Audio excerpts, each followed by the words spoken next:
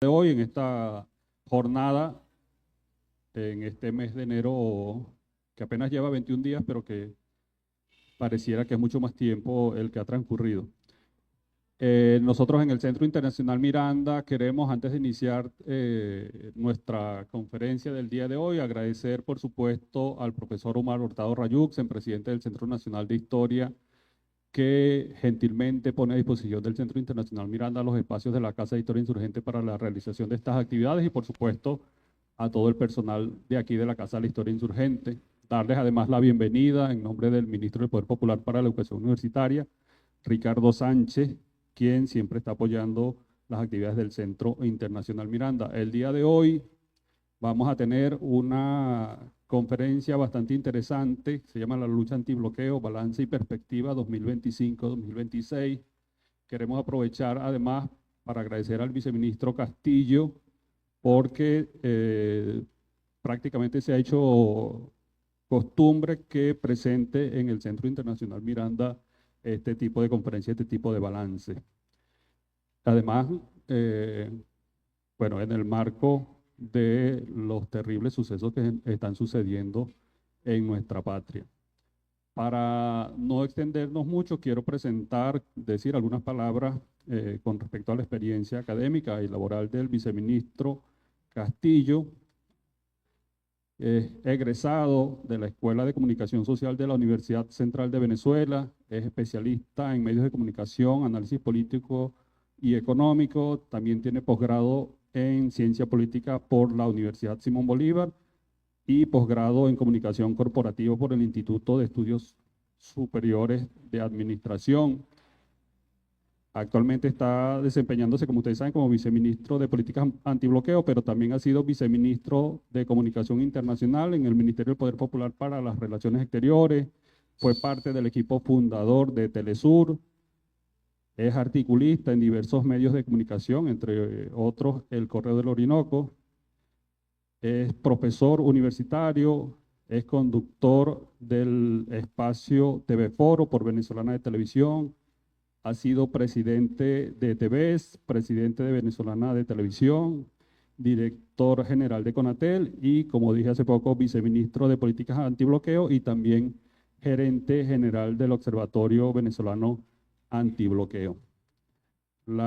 Como dije, la conferencia de hoy, en la conferencia de hoy, el viceministro estará presentando un balance de la lucha antibloqueo en Venezuela.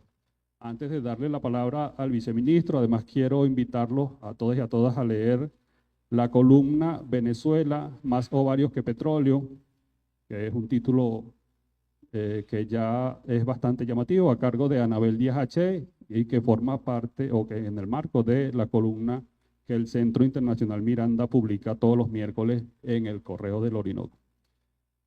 Así que bueno, sin más preámbulos, le damos la palabra al viceministro William Castillo y por supuesto agradecerle nuevamente que nos acompañe el día de hoy.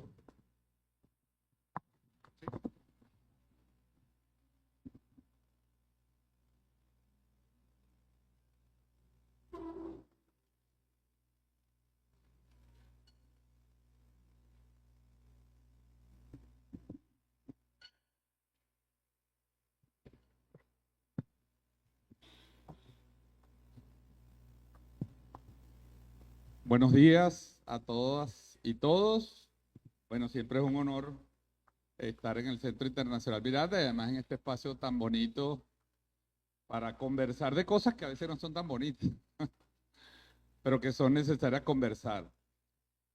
Evidentemente, cuando Xavier me escribió a finales del año pasado, mira, vamos a hacer un foro a mediados de enero para hablar del bloqueo y tal, y el balance del bloqueo del 2026, que yo le dije, no, ¿por qué no hablamos un poquito más del 2026? Pero parece ahora que el 2026 pasó hace 3 años. ¿Ustedes se acuerdan del 2026? Entonces, creo que le vamos a hacer una adaptación a esa idea, porque evidentemente la idea de todo lo que sucedió con la economía, el bloqueo, hoy cobra mucha más eh, vigencia a raíz de lo acontecido hace 3 años, el 3 de enero de este año. Agradezco siempre poder hablarle. Para mí es una responsabilidad cuando veo siempre en el público a Judy Valencia, al profesor Medina Rubio, a tantos amigos aquí.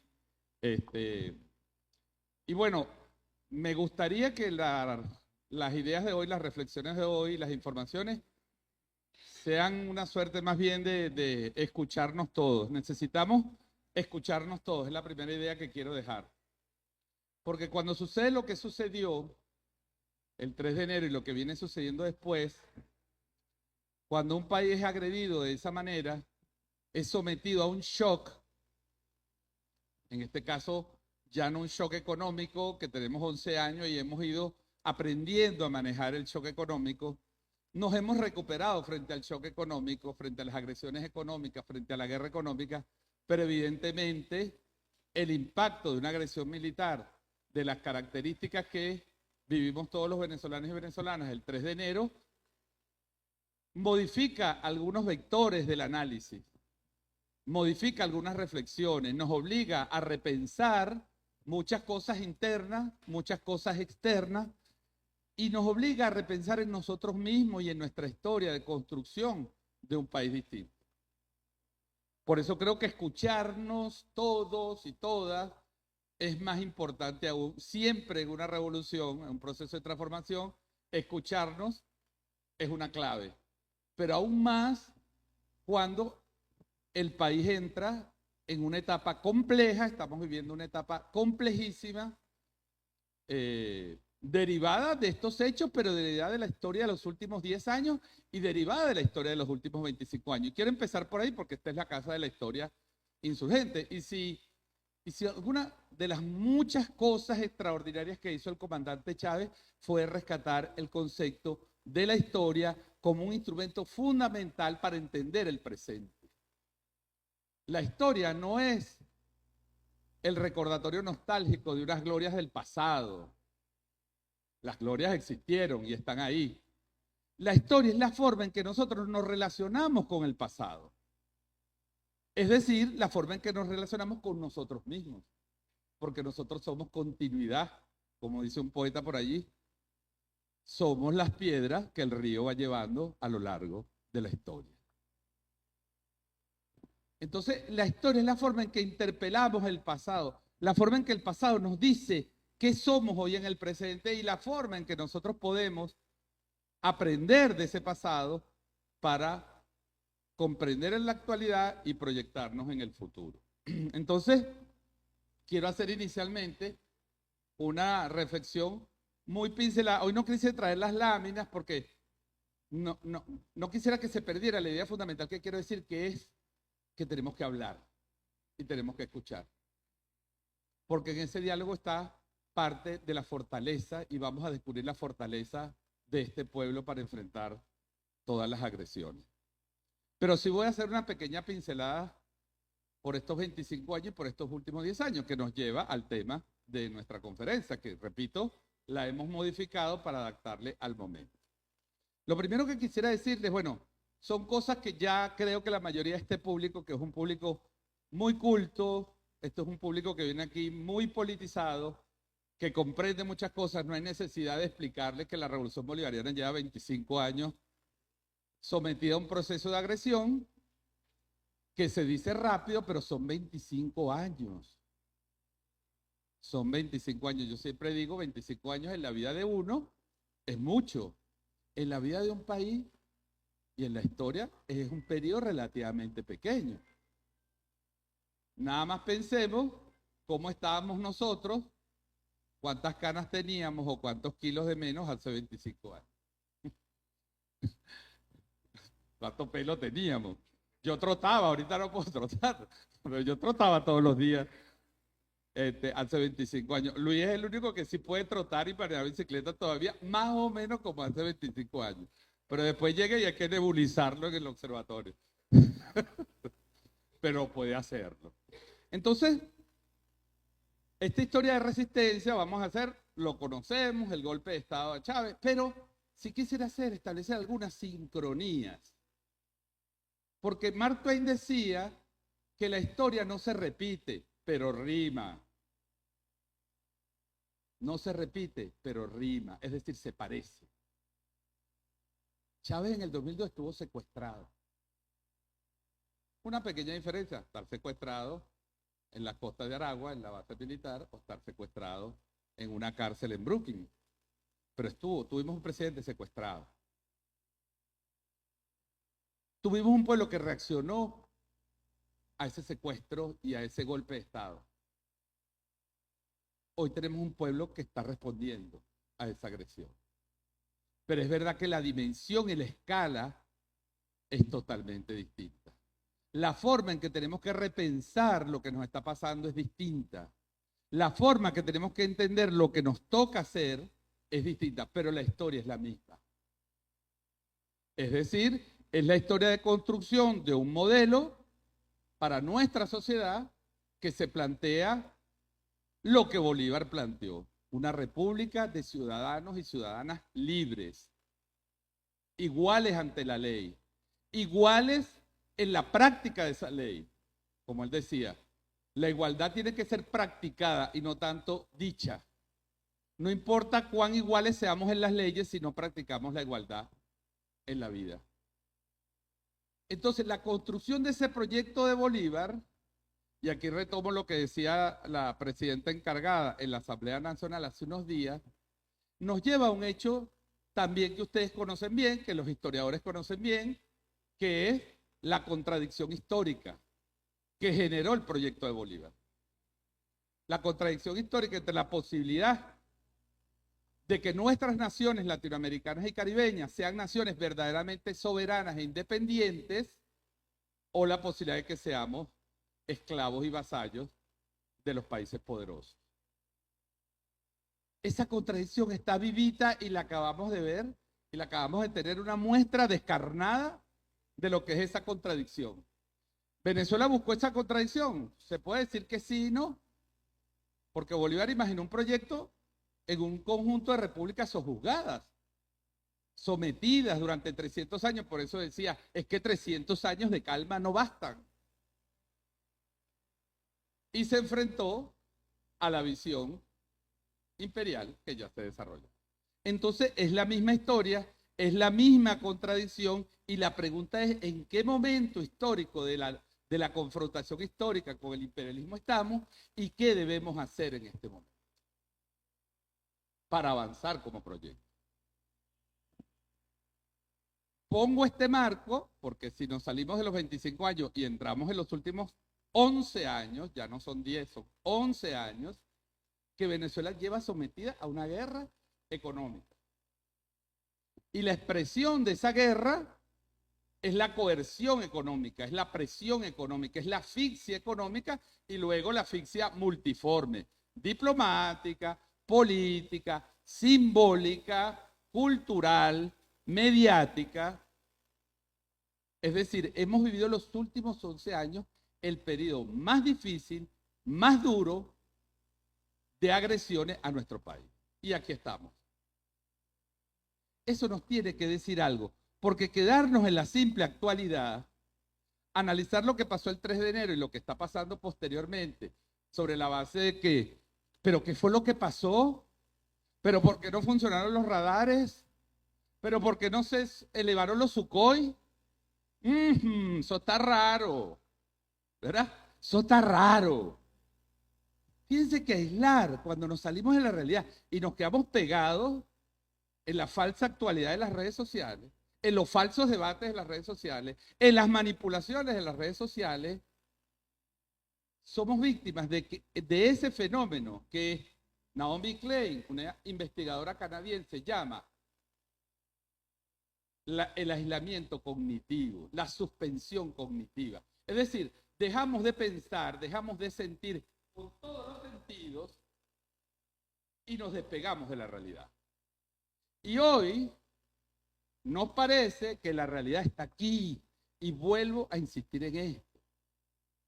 La realidad parece que está aquí y la realidad no está aquí. La realidad, lamentablemente, entre otras cosas, está en un presidente y una primera dama y una líder y una diputada en una cárcel en Estados Unidos. Esa es la realidad. La realidad son 100 familias a que se les desgarró a sus hijos. La realidad son más de 100 personas heridas. La realidad son 33 sitios atacados. Residencia del presidente, laboratorios, centros de alimentos, centros de medicina. La realidad es también la respuesta que hemos dado. Yo diría que incluso la realidad de la respuesta en términos estratégicos y en términos históricos es superior a la agresión. Y nos queremos y nos obligan a través de estos medios a quedarnos en las reflexiones o en las ideas o en los supuestos argumentos de la agresión. ¿Hubo traición? ¿No hubo traición? ¿Pero por qué dice eso? Ahora le estamos entregando el petróleo a los gringos. Fíjense cómo esos argumentos profundamente manipuladores, profundamente disociados, lo que buscan es seguirnos disociando en la cabeza para dividirnos. Porque aquí lo que nosotros tenemos que mirar en primer lugar es que hoy en Miraflores está ni más ni menos que la vicepresidenta de Nicolás Maduro, gobernando con un decreto que dejó firmado Nicolás Maduro. Y con Nicolás Maduro, aquel hombre, aquel líder que Hugo Chávez nos dijo, ¿verdad? Un 8 de diciembre a las 9 de la noche, si me pasa algo, confíen en Nicolás. Si me pasa algo, confíen. Y ese hombre y esa mujer que está en Estados Unidos, porque rescato aquí la figura de la familia, es la familia presidencial. Es la imagen de la familia venezolana reflejado en la cúspide del poder. Es la familia presidencial la que está presa y agredida en Estados Unidos y que fue sacada como si fueran delincuentes de nuestro país.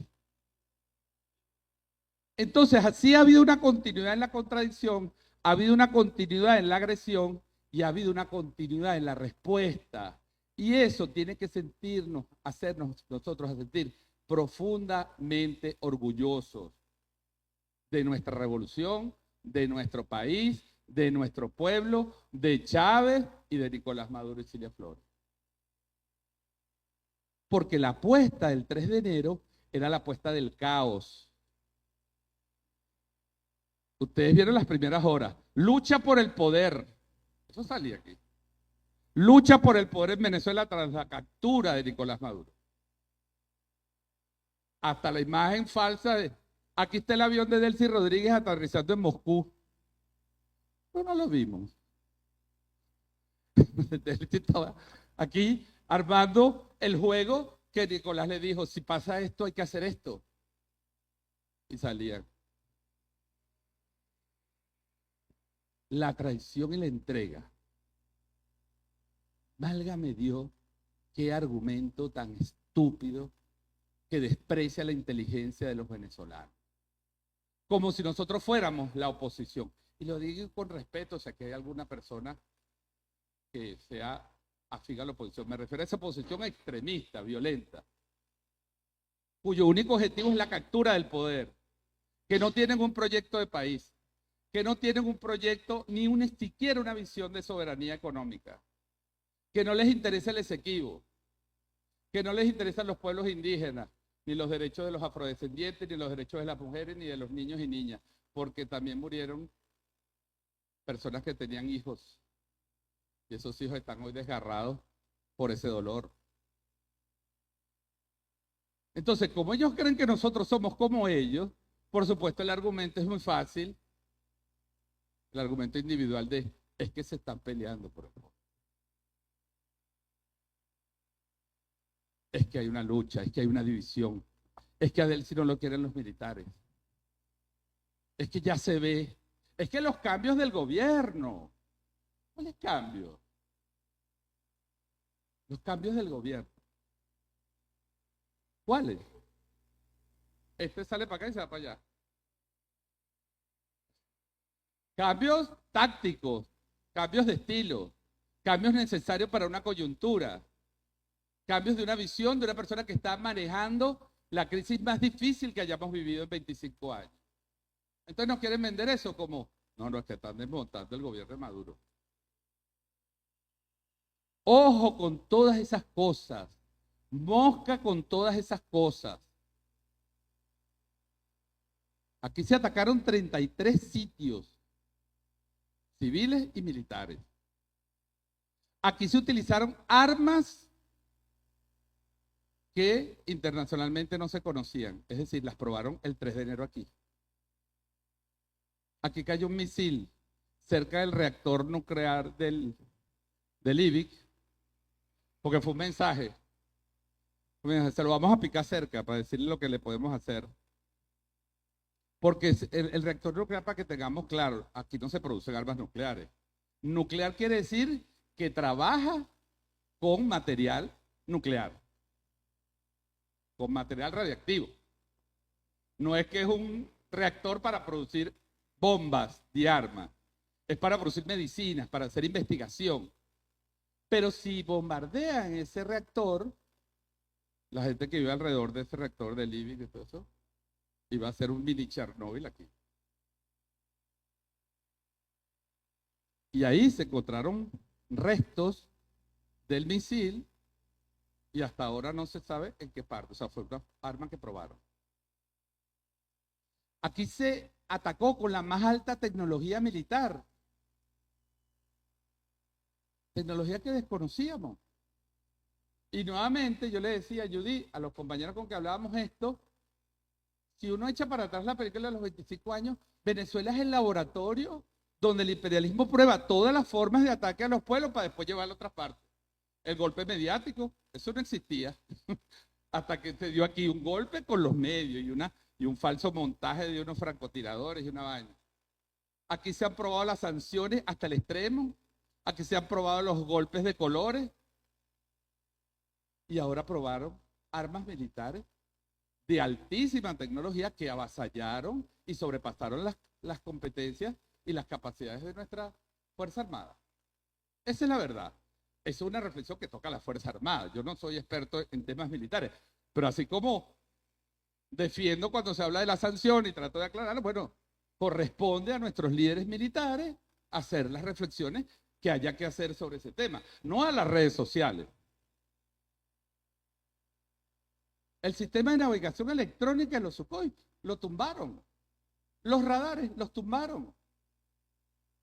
Ahora, ¿qué podíamos hacer si a las 3 de la mañana se levantaban unos Sukhoi a manejar de noche para enfrentar a un enemigo que tenía todo mapeado manualmente? ¿Qué iban a hacer esos muchachos? Los iban a tumbar a todos. Pero nos venden a través de eso. Es que no funcionó esto. Como si este fuera un país normal, y que todo tiene que además aquí todo está perfecto hasta que falla.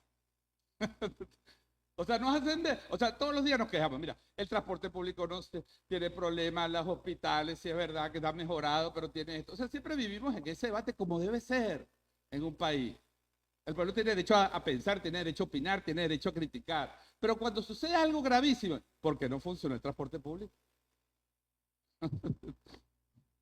Entonces, hago esta primera reflexión porque eso que Naomi Klein llama la disonancia o la suspensión cognitiva es porque dejamos de usar la cabeza, dejamos de usar los ojos, dejamos de usar la nariz, la boca y estamos sujetos a una cantidad de estímulos digitales que nos hacen, que nos sustituyen la realidad.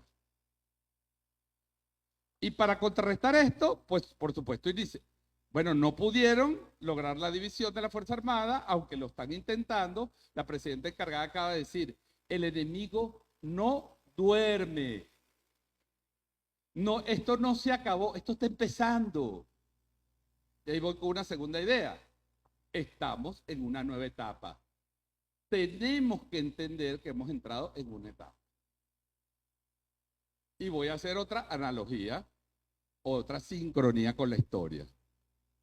A Chávez le dan un golpe de 48 horas, porque había una parte importante del alto mando militar que no estaba con Chávez, y lo demostró ese día. Chávez regresa porque lo trae el pueblo y un sector de la Fuerza Armada. Pero Chávez entiende que él no tiene el control total del país. Tiene a una oposición fuerte en la calle, porque se expresaba. Había una tensión en la calle, ustedes recuerdan los enfrentamientos que hubo entre las marchas opositoras y las marchas nuestras, incluyendo disparos. Y había una fuerza armada dividida. ¿Y qué hace Chávez? Llama a la paz del país, llama al diálogo, llama a la reconciliación, porque él tiene que recomponer la estrategia política. Porque ¿qué estaba defendiendo Chávez? La vida y la paz del país. La gente habla mucho de los muertos en las guarimbas, pero en las 48 horas del gobierno de Carmona murieron 62 personas en 48 horas. Asesinadas, perseguidas, en enfrentamientos, lo que fuese. Entonces, ¿cuál fue la estrategia de Chávez? Yo tengo que pacificar esto, yo tengo que calmar esto y reconstruirme y legitimarme con el pueblo, porque le están diciendo al pueblo que ya yo no gobierno. Fue tanto así, yo siempre recordaba esto, profesor Medina Rubio, Domingo.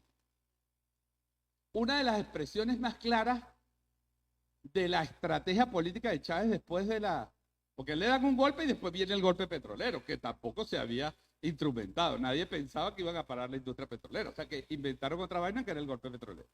Y Chávez en ese contexto decidió con una gran paciencia, porque hay que tener paciencia para quedarse casi un año a un golpista atorrante como César Gaviria, que era el secretario general de la OEA y estaba aquí como si él fuera el presidente. Pero recuerda que declaraba como hay que hacer esto y Chávez tiene que hacer esto y Chávez tiene que calarse. Un tipo como eso demuestra que Chávez sí era paciente. Tener un golpista aquí legitimado internacionalmente, irlo llevando, hasta que Chávez dijo que, bueno, vamos a recurrir a la Constitución, vamos a recurrir al pueblo, vamos al referéndum. Estrategia política. Búsqueda de la paz, búsqueda de la estabilidad, estabilizar el país. Porque solo si se estabiliza el país y hay paz, la revolución bolivariana tiene la garantía de que puede avanzar en su proyecto. La misma, salvando las distancias históricas. ¿Cuál es el objetivo fundamental hoy? La paz. Nuevamente, la paz, la vida, la estabilidad, la normalidad, que no es ninguna normalidad, es verdad. Porque un país que le tira lo que nos tiraron a nosotros no puede estar normal. Pero no podemos hacer de la normalidad un enemigo. La normalidad es las universidades abiertas, las escuelas abiertas, la casa de la historia insurgente abierta, haciendo foros, los consejos comunales trabajando, los consejos de trabajadores trabajando, diálogo con los empresarios, diálogo con el enemigo. Qué difícil, ¿verdad? Pero qué arrecho es las pruebas de la historia a un liderazgo revolucionario y a un pueblo. Dialogar con el que te acaba de bombardear. Y yo recordaba que cuando estábamos en la mesa de diálogo, que no tenía nada que ver con este diálogo ahorita, porque yo me creía que estaba en la mesa de diálogo de México y yo me sentía súper importante. Bueno, eso era un chiste el diálogo de México comparado con el diálogo de hoy. Pero recordaba que Jorge Rodríguez nos contaba, yo no sabía esa parte, obviamente la profesora y muchos aquí se lo deben recordar, pero yo no sabía ese detalle, que Jorge nos decía, piensen cuando estemos dialogando que cuando se inicia el diálogo entre Vietnam y Estados Unidos, había guerra. Y los delegados del gobierno de Vietnam en París entraban mientras les estaban lanzando fósforo naranja y todas las vainas en las aldeas campesinas. Ahora, ¿cómo se siente un negociador? No es que bombardearon un día, es que bombardean todos los días y tú tienes que estar sentado con tu enemigo, con tu agresor que está matando tus niños, tus hijas e hijos, y buscar una solución. Aunque tú lo hayas derrotado militarmente, que no es el caso nuestro. Nosotros no tuvimos puede decirse, un revés táctico militar y tenemos que convertirlo en una victoria estratégica, exactamente lo que decía Fidel Castro. La mira es la victoria estratégica, porque la revolución piensa en grandes ciclos, en grandes objetivos, no puede quedarse atada a un momento. Entonces estamos pues en una nueva etapa. Para que se entienda cómo se construyó esta nueva etapa y cómo culminamos en el 3 de enero, piensen que cuando empezó el año pasado, en enero del 2025, Venezuela tenía 974 medidas coercitivas unilaterales. El 1 de enero. Y el 1 de enero del 2026, 48 horas antes, o menos de 48 horas antes que bombardearan a Venezuela, teníamos 1081. Es decir, pasamos de 974 en un año a 1081 en las horas previas. ¿Y qué implicó eso? Todo lo debemos recordar dos cosas. Un incremento de la presión de la coerción económica, un bloqueo naval de facto en el Caribe, justificado por la falsa narrativa del cartel de los soles, todo lo que quieras, pero el objetivo era bloquear al país. Nos pusieron aranceles 2 veces el año pasado. 2 veces. Nos prohibieron la venta de tecnología de Estados Unidos a Venezuela. Se llevaron barcos no venezolanos, pero extranjeros que venían a comerciar petróleo con nosotros. Secuestraron a la tripulación. Se llevaron 2 aviones de República Dominicana. Estoy hablando de lo que fue aumentando. Bueno, aumentaron los listados de sancionados, aumentaron la recompensa por Nicolás Maduro. Porque había que construir el escenario que llevara a esa intervención. La forma quizás es la que, yo lo digo con absoluta sinceridad, no tengo ningún problema. Yo exactamente este tipo de operación no la vi venir. Yo decía ya en tu grupo de compañeros, es muy fácil ser analista post-mortem. O sea, yo digo, post-mortem, en el ajedrez se usa el análisis post-mortem. O sea, después que terminó la partida, vienen unos tipos, ¿y por qué hiciste eso, para? Pero tú no ves que te estaba amenazando la dama. Bueno, pero arrecho es verla cuando está jugando. No, yo no la vi. Ese esquema, obviamente todos pensábamos una intervención limitada, un intento de intervención, una amenaza latente que podía darse con algún bombardeo en una zona remota. Esos escenarios todos se hicieron, no es que estábamos echados, ¿no?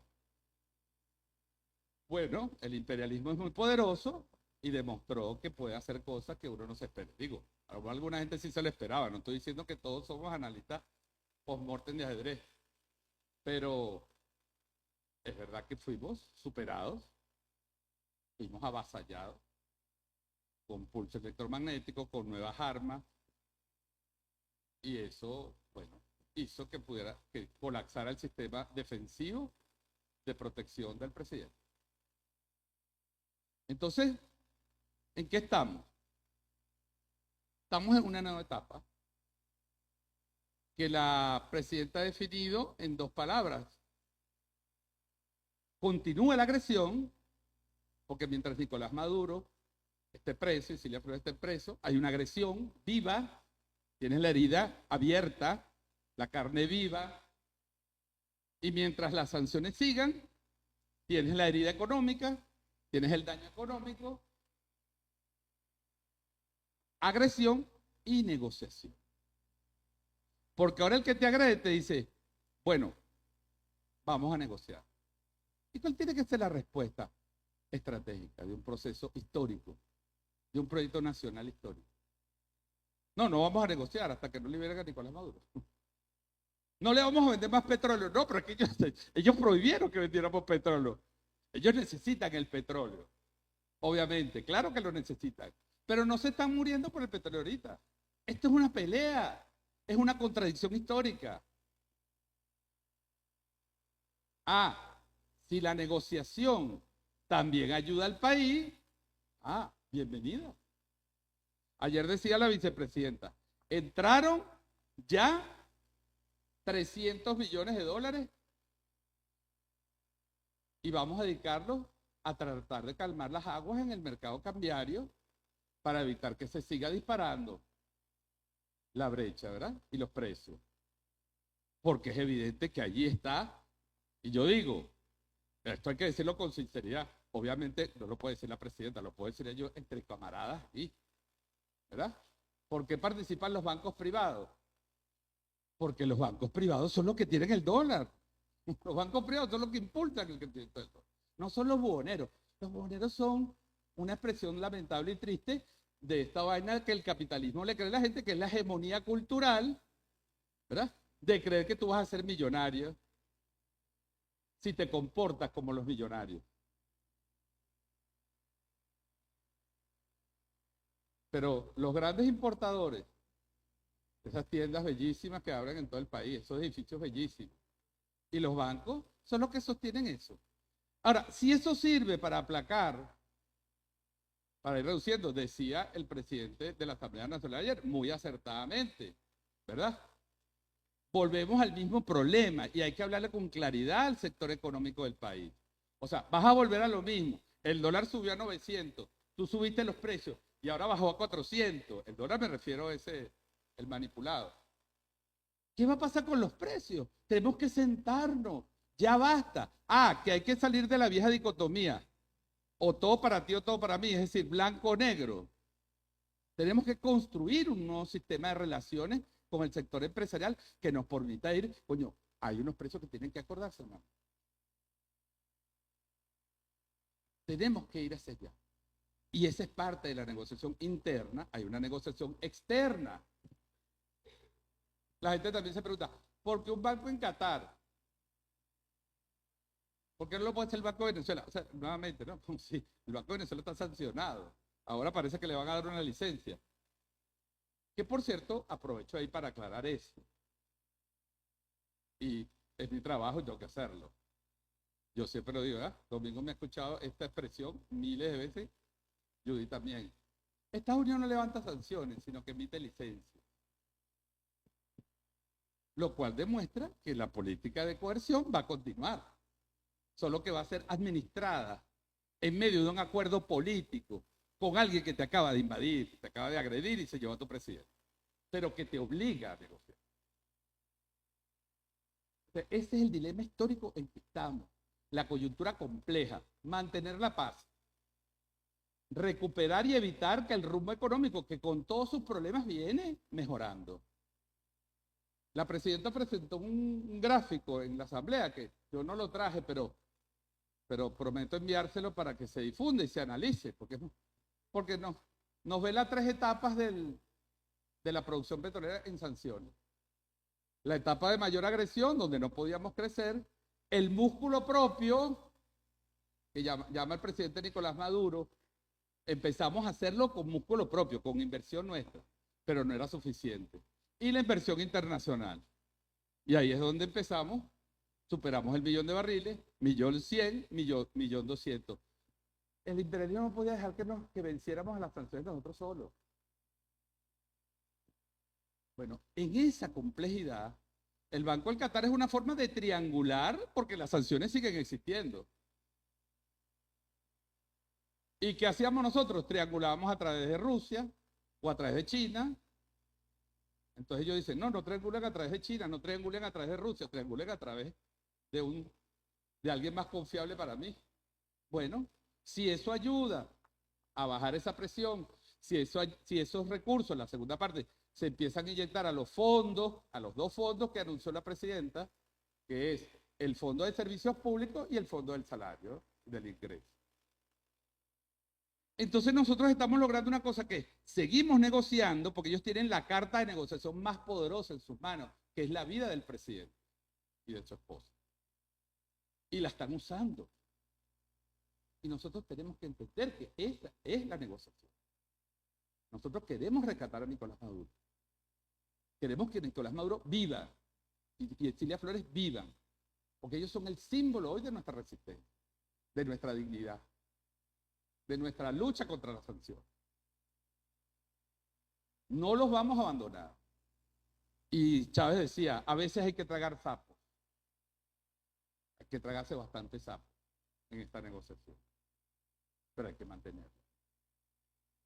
Y si somos capaces, como creo que vamos a ser capaces como pueblo, de incluso utilizar esa victoria táctica, convertirla en una victoria estratégica, que fortalezca la unidad, que fortalezca la unión del pueblo, la unión cívico-militar, que fortalezca la conciencia del pueblo, que fortalezca la economía, que no nos dejemos atrapar en el miedo. Todos estamos preocupados, comprensiblemente preocupados. Yo estoy preocupado. Todos estamos. Y es lógico, y está bien que estemos preocupados. Lo que no podemos hacer es estar solo preocupados. Ocuparse, actuar, hacer cosas. Y eso es lo que está haciendo la presidenta encargada, con el mismo equipo de gobierno, con la misma visión, adaptándose al momento. Y nosotros que somos su base de apoyo, el pueblo venezolano, que está en las calles, que todos los días sale, con un gran amor, con una gran autenticidad, a pedir el regreso de Nicolás Maduro y de Cilia Flores, tenemos que hacernos parte de ese ejército de defensa hoy de la paz, de la estabilidad, de la soberanía y de la recuperación económica. ¿Va a ser fácil? No, no es para nada fácil. Todavía está, imagínense, la próxima audiencia del presidente es en marzo. Ayer el Premio Nobel de la Paz, Adolfo Pérez Esquivel, hizo una propuesta muy interesante, que también hay que reconocer que hay gente desde fuera ha ayudado a esta agresión a que otra vez de alguna manera se active esa visión desde afuera que se había perdido en la Revolución Bolivariana y que la gente vuelve a ver, oye, este pueblo sí, era verdad que lo iban a invadir. O sea, años denunciándolo, ¿no? No, vale, esas son cosas que usa la dictadura para legitimarse, para manipular al pueblo. No era verdad. Y además le secuestraron al presidente y ahora les quieren condicionar su regreso, vamos a decir, a la normalidad económica. Pero Adolfo Pérez Esquivel dice, necesitamos construir un comité internacional que vaya allá y abogue, que pueda dar fe y constancia de la vida del presidente y de las condiciones en que está. Y eso nos lleva a otro punto que también ha sido tema de debate. Bueno, que llegó un avión con unos funcionarios de Estados Unidos a abrir la embajada. Ven, ya nos entregamos a los gringos. Ahora sí, porque van a abrir embajada. Fíjense esto, ¿no? Parece una tontería, pues que uno lo dice, pero al principio a una gente eso le puede hacer ruido. Cuando Nicolás Maduro se presenta en su audiencia, ¿verdad? El 6 fue, el 7. Dice, soy un prisionero de guerra, soy presidente de Venezuela, soy una persona honesta, que no han cometido delitos, y me acojo a los acuerdos de Ginebra. Porque los acuerdos de Ginebra obligan a la atención consular del prisionero de guerra. Es decir, el Estado que fue víctima de ese ataque y el prisionero que derivó de ese Estado tiene derecho a la atención consular. Pero ¿qué pasa? Que nosotros los 8 consulados de Estados Unidos están cerrados porque los cerró Donald Trump en su primer gobierno y asaltó la sede, ¿se acuerdan? De Carlos Vecchio asaltando la sede de la Embajada de Venezuela. Entonces a nosotros nos conviene, aunque nos traigan unos agentes de la CIA ahí, el Comando Venezuela de la gente de la CIA, ahí a Valle Arriba, y vuelvan a montar sus operaciones, a nosotros nos conviene abrir por lo menos un consulado en Nueva York, para que haya un venezolano, no solo sus abogados, que son muy buenos, para que haya un venezolano que vaya todos los días a la cárcel. Espera ahí, quiero hablar con Nicolás Maduro. Por eso. Entonces, todas estas jugadas que parecen desconectadas, están conectadas en una estrategia. Estrategia política, estrategia diplomática, estrategia económica y estrategia interna, que es la más importante, que es la paz, evitar una confrontación interna, una división interna y también, como diría Chávez, vamos a llevar a esta gente poco a poco, en algún momento, porque eso no está planteado ahorita, otra vez al redil de la democracia, como hizo ya Chávez en el referéndum de la batalla de Santiné. Yo no sé, por supuesto no soy parte de eso, cuál es la prioridad de eso. Pareciera que para los gringos ahorita la prioridad es la plata, es el petróleo. Ojalá. Nosotros tenemos prioridades políticas y tenemos prioridades económicas. Ellos tienen prioridades económicas. Lo que pueda pasar y lo que se pueda derivar de esos acuerdos en materia de política interna ya será un tema que se debatirá en su momento. Yo no voy a especular aquí sobre eso. Pero para nosotros ahorita hay una realidad. Hay un gobierno legítimo que es de Nicolás Maduro, con una presidenta encargada, dicho por el Tribunal Supremo, porque ninguna constitución puede decir en un artículo, si te secuestran al presidente, haz esto. Ninguna constitución se prepara para un secuestro, se prepara para un fallecimiento, para una renuncia o para una enfermedad, que son los causales que están en la Constitución. Entonces, como no había, el TCJ interpreta y dice, una situación extraordinaria, que es un secuestro con un presidente vivo, sigue siendo el presidente, por lo tanto, hay una presidencia encargada. Mientras esta situación excepcional viva, y salvo que el Tribunal Supremo diga otra cosa, para nosotros, para cuando a mí me preguntan, ¿y las elecciones? Sí, para el 2030, chévere. Salvo que el proceso nos lleve a otra cosa. Pero en este momento nosotros tenemos que ver un programa de mediano y largo plazo en lo político, en lo cultural, en lo mediático, en lo económico. No caer en esa trampa. Fíjense cómo la oposición, incluso la democrática, la constitucional, pero está bien, están ahí. Ojalá se despeguen de una vez para siempre del fantasma del golpismo, de la pulsión golpista. Pero empieza con esa manipulación. No, bueno, ya hay que llamar 30 días. O sea, la Constitución dice, ¿cuál? ¿Dónde lo dice? La Constitución que tú has pateado en 25 años, que tú le has dado golpe tras golpe. De todas maneras no lo dice. Entonces será objeto, me imagino, en algún momento de la negociación. Pero para eso Nicolás Maduro tiene que estar libre, Cilia Flores, vivos, seguros, y tenemos que tener una economía que esté estable. Es mi opinión, nadie me la ha pedido, simplemente se las doy. ¿Verdad? Pero yo dice, a mí me dependiera de mí, que no depende de mí, menos mal. Hay dos condiciones para cualquier discusión política interna, que es liberación de Nicolás Maduro y Cilia Flores, su regreso y estabilidad interna en Venezuela, económica y política. Ahora podemos hablar. Mientras tanto, si esto se lleva por el camino de la economía, bueno, es un camino que a nosotros también nos conviene, ¿verdad? También nos conviene y tenemos que utilizar estratégicamente. Todo esto nos lleva, ya en esta parte, a una reflexión sobre el chavismo. Es interesante todas las cosas que dan para reflexionar estos procesos, ¿no? Porque alguien decía, no, yo no estoy diciendo que yo avalo esa reflexión, pero es interesante pasearse por la idea. ¿Recuerdan ustedes los historiadores, no? Que esa idea de América, ¿no? Nosotros nos llamamos el continente americano por un navegante. Es decir, ¿quién nos puso el nombre de América?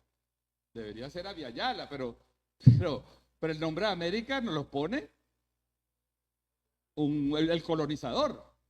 El nombre de Venezuela nos lo pone el colonizador. En otras palabras, ese debate que ha habido en la historia de que sí, la idea que Europa tenía de América, es decir, no era América. Era la idea que ella se hacía de América. La llevaba a Europa y luego venía legitimada como nuestra idea. O sea, nosotros nos terminamos creyendo nuestra idea de americanos a través de la visión que los colonizadores se llevaron a Europa y después venía legitimada por el imperialismo cultural. Y de ahí la descolonización y todo lo que se está trabajando, ¿no? Esa es como la idea base de la descolonización. Esto es lo que algunos otros llaman la invención de América. O sea, América era otra cosa, pero la idea de América fue inventada por el colonizador. Y yo digo esto porque también en otros contextos culturales históricos, por ejemplo, el Medio Oriente. Nosotros asumimos ese término. Y Edward Said, un palestino, que escribe un libro maravilloso que yo invito a leer, que se llama Orientalismo, él dice, Oriente es una construcción no de Oriente, es una construcción de Occidente, que nos objetiva a través del término Oriente. Entonces, las mujeres bailan así, los hombres siempre tragan un turbante y una espadota. O sea, ese sentido común, ese imaginario del Oriente, no es Oriente, es la idea que impuso Occidente al invadir y colonizar Oriente. ¿Y por qué lo digo? Porque cuando nosotros decimos chavismo, nosotros los chavistas nos sentimos muy orgullosos. Porque a nosotros internamente nos conecta con Chávez. Y Chávez nos conecta con Bolívar. Por eso nosotros nos amamos el término chavismo y el término bolivarianismo. Pero esa idea que la derecha ha tratado de imponer, de que es que el chavismo quiere hegemonizar la sociedad para ideologizarla, a veces va entrando en la gente. Es decir, buena parte de lo que la gente piensa, esta es la idea concreta a la que quiero aterrizar, buena parte de las cosas piensa de que es el chavismo, es la concepción que la derecha ha creado sobre el chavismo. Entonces, la batalla cultural, lo que ellos llaman la derecha ahora la batalla cultural, me gusta más el término de Chávez, la batalla de las ideas. La batalla de las ideas es la batalla por nuestra propia identidad, como movimiento político, como proyecto histórico. Y el término que mejor define eso, aunque el chavismo nos encanta, repito, es el bolivarianismo. Es Bolívar. Bolívar es lo que es capaz de convocar al país más allá del chavismo. Porque el que niegue a Bolívar es el que aplaudió la invasión, el ataque. Es decir, yo creo que volver a nuestra raíz bolivariana, reafirmarla, desarrollarla en el presente, por eso digo que la visión de la historia es el diálogo con la historia, es la interpelación con la historia, es Bolívar. Por eso la presidenta desarrolla esta idea en su discurso y dice, vamos a afrontar la contradicción histórica por la vía de la diplomacia. Es una definición táctica extraordinaria, porque es evidente que nosotros no podemos resolver esa contradicción histórica por la vía militar. Tenemos que resolverla por la política, si es que es posible resolverla. Yo creo que con el imperialismo no hay vuelta atrás. Y esta será una historia de resistencia. Pero abordar la contradicción con los Estados Unidos, abordar la contradicción con el imperialismo de Estados Unidos, tiene que pasar por la vía política, por la vía de la diplomacia, por la vía de la negociación. Porque quedó claro que por la vía militar pueden destruir literalmente a nuestro pueblo. Entonces, estas son las ideas que yo quería dejar en el camino. Hay temas polémicos, obviamente. Yudique sabe mucho del tema petrolero. Yo recordaba mucho a Aristóbulo y a Ali Rodríguez Araque, que fueron los que en los años 90 denunciaron la apertura petrolera y los contratos leoninos que se hicieron durante el gobierno de Caldera con las empresas petroleras.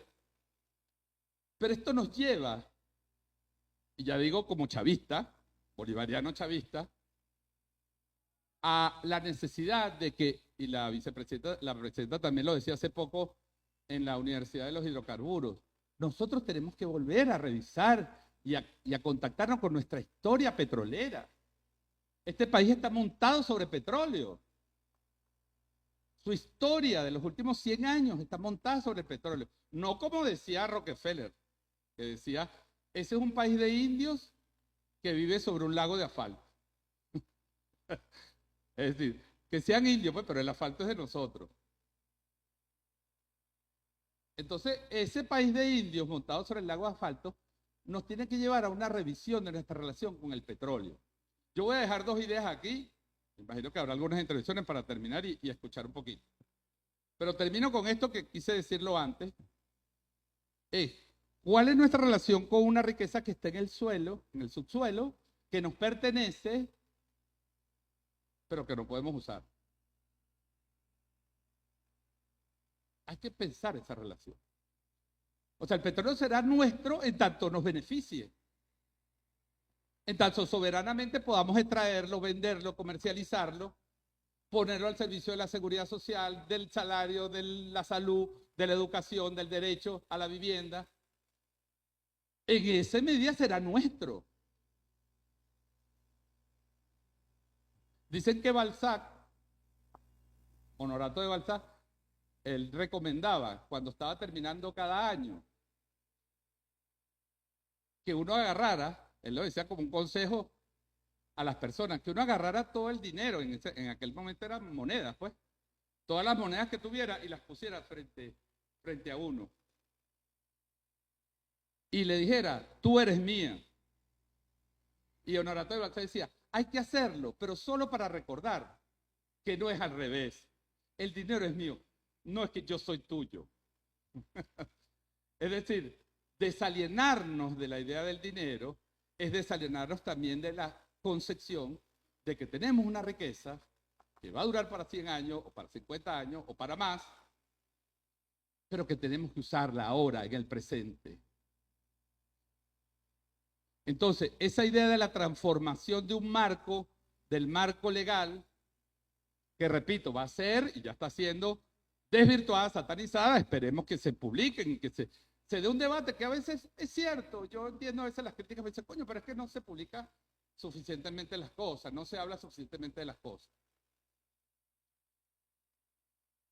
Esa idea de que hay que reformar un marco para que nos permita dos cosas, en lo táctico, poder llevar una negociación, y en lo estratégico poner esa riqueza al servicio de Venezuela, que lleva 25 años resistiendo y 11 años de padecimiento por las medidas coercitivas unilaterales.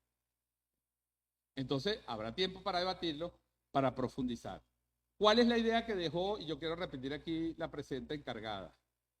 La estrategia que se está incorporando es la estrategia de la ley antibloqueo, diseñada por el presidente Nicolás Maduro. Es incorporar los modelos y la experiencia de la ley antibloqueo en nuestra legislación para permitirnos desarrollar más rápido nuestro potencial minero y petrolero. Entonces, sí, no se puede perder de vista objetivos esenciales que son constitucionales y que están profundamente en nuestro imaginario de chavista, ¿verdad? El petróleo es de los venezolanos y tiene que ser de los venezolanos. Como patrimonio, como riqueza estructural. ¿Cómo se administra, cómo se gestiona, cómo se gerencia la producción de esa riqueza? Ahí podemos hablar. Digo para no caer en esa trampa. No quiero usar el símil, usé el de Honorato de Balsa, pero para no usar el símil del chiste de los borrachos, ¿no? ¿Saben el cuento de los dos borrachos? Que ya están en los últimos, pues se bebieron todo y los dos están que se caen. Entonces uno, ya en estas reflexiones de borracho, perdonen que use el cuento, pero es válida. Que a veces el borracho le dice al otro, mire, ¿qué harías tú si te ganas el quino? La lotería, pues. Y entonces el otro se lo toma en serio. Empieza a decir, no, vale, yo compraré una casa, metería una plata en el banco, compraré un terrenito para mi mamá, que le arreglo la casita que se le está cayendo. Bueno, muy venezolano, pues. Y entonces él empieza a organizar todo lo que haría con la plata. Y entonces el otro le dice, no, chico, tú eres loco. Yo eso me lo gasto en una sola fiesta. ¿Cómo es eso? Le dice. ¿Cómo te vas a gastar esa plata en una fiesta? No, sí, vale, no, mi vida ya no importa. Yo con mis amigos bebemos, comemos, todo lo que sea. Y entonces empiezan a pelear. Bueno, pero dale algo a tu familia. No, chico, yo no le quiero dar a mi familia. Oye, pero ¿cómo no le vas a dar? Entonces dice, bueno, chico, definitivamente, esa plata es mía y yo con ella lo que me dé la gana. Es decir, a veces pensamos las cosas así. Petróleo es nuestro. ¿Ves? Yo tengo que hacer con eso, pero en 100 años. Les aseguro que ninguno, por muy joven que esté aquí, en 100 años lo va a ver. Yo le decía bromeando al equipo el lunes, aprovechando nuestra coincidencia cronológica con Luis, y los que estamos más interesados somos Luis y yo, porque estamos más cerca. Porque al pronto un chamo de 10 años tú le dices, mira, en 50 años, bueno, yo puedo esperar los 50 años o 30 años. Pero repito, no es agotarse, estoy simplificando el argumento. Lo que quiero decir es que es un tema que hay que debatir, que hay que hablar con mucha seriedad, con mucha conciencia nacional, pensando en el beneficio de los hijos e hijas que tenemos en estos momentos, de los hospitales que tenemos en estos momentos, de las escuelas que tenemos en estos momentos, de lo que podemos hacer si utilizamos de mejor manera ese recurso lamentablemente sancionado, bloqueado, que no va a ser quitado del todo. Entonces, en esta nueva etapa, yo los invito a hablar de esto, a hablar en sus comunidades, en su familia, lo que siempre digo. Esto es un tema que no se agota. Porque uno habla de una cosa y se le ocurre otra. ¿Y qué pasa con esto? ¿Y qué pasa con lo otro? ¿Qué pasa con la Fuerza Armada? ¿Y qué pasa con la milicia? ¿Qué pasa con la economía? ¿Qué pasa con la cultura? Tenemos que seguir hablando. Tenemos que seguir hablándole al país. Nosotros los chavistas tenemos la obligación de ser más tolerantes en esta etapa que nunca antes. Tenemos que ser más tolerantes. Porque tenemos el poder. Porque hemos logrado soportar el golpe más duro que nos han dado. Y para que podamos realizar nuestros objetivos históricos tenemos que tener poder. No se trata de mera táctica política, no se trata de un grupito que está en el poder y que se hizo con el poder. Se trata de un proyecto histórico que para que siga avanzando democráticamente y legitimándose democráticamente necesita estar en el poder. No hay otro proyecto. Además lo tenemos que hacer no solo por el chavismo, lo tenemos que hacer por los opositores. Porque imagínense lo que sería lanzar este país por el abismo del liderazgo opositor. Democrático o extremista, más o menos se parece en el fondo. Porque tampoco he visto muchas declaraciones indignadas de ellos por el bombardeo. Levantan la mano, como tú sabes, para cumplir. Levantan la mano, ay sí, apoyo, la cosa, a los familiares y no sé qué. Pero tú no los ves peleando ahí, enfrentándose, defendiendo a nuestro país. Entonces yo digo, por el bien del pueblo, todo, pero incluso por el bien del pueblo que no apoya o no acompaña o es indiferente a la revolución, hay un pueblo que es indiferente a la revolución. Y eso es peligroso, porque ese pueblo despolitizado es el que viene un Milei, el que viene un demagogo de derecha y se pone en unas elecciones. Entonces, por el bien, por el futuro de nuestro país, de nuestros hijos. Si algo quedó claro, al presidente Nicolás Maduro le encantaba la frase, somos de verdad. ¿A quién le queda duda después de lo que pasó el 3 de enero de que somos de verdad? Somos mujeres, hombres, intelectuales, profesores, trabajadores, obreros, amas de casa, enfermeras, policías, de verdad. Lo probamos, lo demostramos. Querían el caos, no vinieron solo por Nicolás Maduro. Era una operación de descabezamiento del Estado. Y no lo lograron. Y no lo lograron. Se combatió heroicamente. Es mentira que se entregó.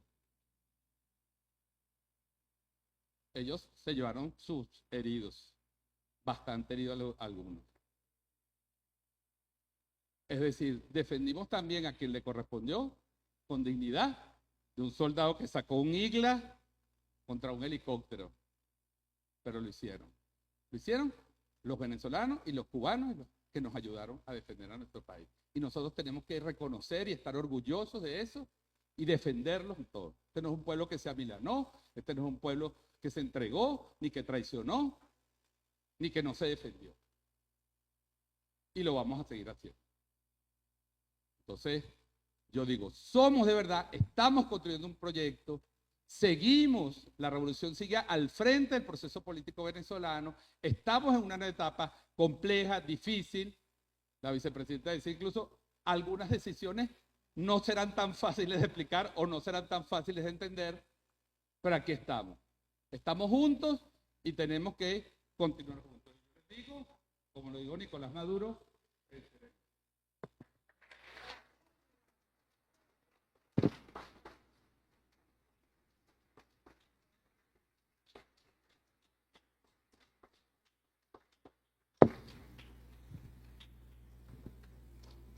yo iba a hacer un ejercicio aquí, pero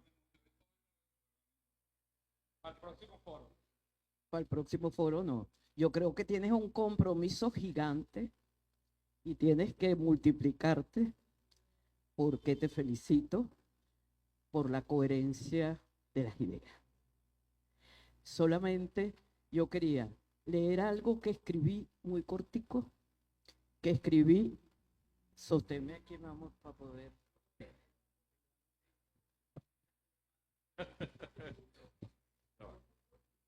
Pero se suma a lo que al final tuyo y a lo que has dicho. Porque pienso, yo escribí lo siguiente: cuando vimos la avasallante y el avasallamiento del terrorismo gringo, ¿no? Pienso que todo quien tenga algo que decir, que hacer, que apoye al entendimiento, que abra las entendederas, debe hacerlo y decirlo. Es el compromiso y responsabilidad militante. Hablo, hago, vengo como quien excava en la memoria con lo vivido viviendo. Y digo, el 3 de enero del 2026, la crueldad, el mando, las fuerzas asesinas del imperialismo occidental forzó a la humanidad, al mundo, en pausa prudente. Yo creo que la humanidad está en pausa prudente. La humanidad está en modo pausa, como dirían los jóvenes. Ya aquel 6 de agosto de 1945, Hiroshima pasmó el mundo. Y estamos de nuevo en la puerta de que se atreva. Haber respondido ante la invasión que señala una tecnología de guerra, una tecnología de muerte, no una tecnología para la vida. Y lo otro que está haciendo el mundo que se avisora es la tecnología para la vida. Y solamente un comentario muy breve a las cosas que dijiste. No hables más de crisis. Nosotros no estamos en crisis. Nosotros estamos en una situación crítica forjada por ese imperialismo que está viviendo su tiempo de la derrota de Occidente. No es crisis, es crítica. Es una situación crítica que hay que resolver. Y otro elemento es que no es solo Monroe contra Bolívar. Por suerte, ya no es solo eso, porque la OTAN no es Monroe. La OTAN fue la expansión intencional con genocidio mundial. O sea, no fue solamente en las Américas. Entonces tenemos que, yo digo que después de 1995, con la Organización Mundial del Comercio y después de la disolución de la Unión Soviética, la OTAN, la militarización es la que comienza a mostrar la escala del exterminio, y ahí está Palestina. Pero es importante que nosotros no sigamos insistiendo solamente en marcarnos en América. ¿Por qué? Porque el mundo es otro. Cuando me preguntaban, bueno, pero es que Trump va a ser un corolario, sí, pero Trump dice que va a ser un corolario a 1904, similar al corolario Roosevelt, de Teodoro Roosevelt, pero no, porque además dice, y eso es la pugna entre los continentalistas contra los globalistas, es que él dice que el New Deal y la democratización del mundo de la segunda posguerra, ese grupo conservador del Ku Klux Klan de Trump está en contra. Entonces hay una pugna entre ellos, y esa pugna entre ellos tenemos que trabajarla. Entonces hay un trabajo pendiente, trabajar esa pugna entre ellos para disparar por allí. Y lo último, el petróleo. Fíjense, antes de que Delcy entregara el proyecto, yo hice una reflexión con la gente de la historia insurgente y con la gente del Frente Francisco de Miranda. Primero, y eso tienes que sumarlo porque eso borra totalmente la situación de ahorita de, inversiones, y vienen. Totalmente. En 1976 no hubo nacionalización, hubo internacionalización de nuestro petróleo. Lo muestra Citgo, y PDVSA nació amarrada tanto con los contratos de técnicos como los contratos de comercio. Ahí no hubo nacionalización, sino internacionalización. Con la apertura petrolera, llegaron más allá, porque entonces las condiciones que pusieron era que para tú poder expropiar tenías que pagar las ganancias futuras de cuando se agotara el contrato. Los contratos en el 2005 estaban por 30 años.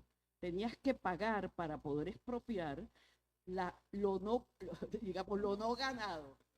ganado por los 30 años futuros, que por eso es Exxon es lo que está reclamando. Y Trump le dice, no, pero no vamos a pagar esas deudas. Bueno, pero eso es lo de la apertura. O sea, en la apertura borró la propiedad sobre nuestro subsuelo. ¿Por qué? Porque hizo imposible volver de nuevo a expropiar. ¿Qué hizo Chávez en el 2007? ¿No? Expropió, pues, y expropió en otras condiciones. ¿Qué es lo que hay que respetar del 2007? Ya Jorge dijo ayer que lo que se iba a trabajar era sobre los bloques que todavía no estaban en producción. ¿Qué es lo que hay que evitar que suceda?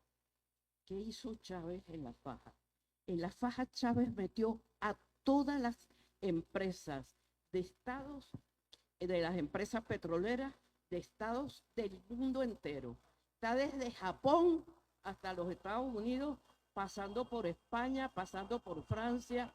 Es decir, están todos en la faja, unos como prestadores de servicios, otros como comercializadores, otros como productores. Eso es lo que no se puede borrar, porque eso es realmente lo que nos hace saber soberanos sobre la faja. De resto, los bloques que se habían dado, que nunca se pusieron a producir, y que ellos tendrían que pagar la infraestructura nueva de los bloques no en producción, eso es otra cosa.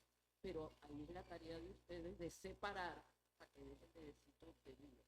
Pero la tarea de ustedes es mostrar de nuevo la faja, decir quiénes están, quiénes vienen, cómo vienen, para no pensar que utilizando el artículo quinto de Carlos Andrés, que lo utilizaron en la apertura, pero le dieron ese margen, y lo utilizó Chávez en el 2007 para las empresas mixtas, ¿de acuerdo? Entonces ve exactamente cómo corren esas dos corrientes. La corriente de lo anterior, cómo sigue esas empresas mixtas, y las empresas mixtas, que es la reforma que está pidiendo del CID, ¿de acuerdo?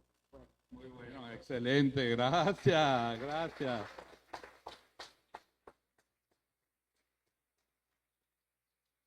Una hojita.